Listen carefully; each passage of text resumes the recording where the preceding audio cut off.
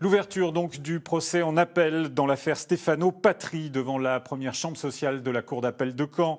En mai 2020, cet éboueur de 46 ans s'était suicidé après avoir reçu une lettre de licenciement de son employeur, la Coved, qui lui reprochait la consommation d'alcool à Courseulles-sur-Mer pendant son service. La Coved avait fait appel de sa condamnation en première instance. Reportage de David Frotté et Cyril Duponchel.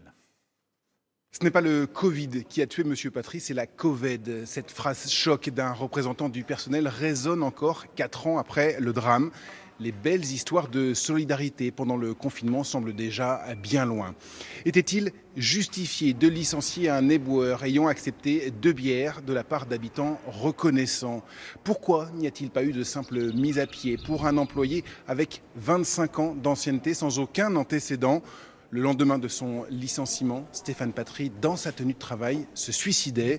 Ce matin, la société Coved a tenu à détacher le drame humain de cette décision qu'elle estime logique. On est sur des problèmes de sécurité et donc on a évidemment sur la sécurité, on n'a pas de choix possible dans la sanction.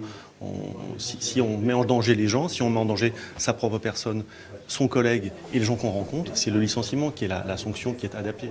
L'avocat de la famille parle, lui, de déshumanisation et de décisions disproportionnées aux conséquences dramatiques. Il importe de souligner que c'était en plus un contexte tout à fait exceptionnel puisque pour une fois au sortir du confinement, les éboueurs étaient valorisés, qu'on avait simplement des riverains reconnaissants qui avaient offert 2 bières à M. Patry. Et encore une fois, il était en dessous du seuil légal et il n'était pas en train de conduire au moment des faits. L'an dernier, le tribunal des prud'hommes de Caen avait condamné l'employeur à 200 000 € de dommages et intérêts pour licenciement dépourvu de causes réelles et sérieuses. Mais la Coved avait donc fait appel. La décision vient d'être mise en délibéré au 12 décembre prochain.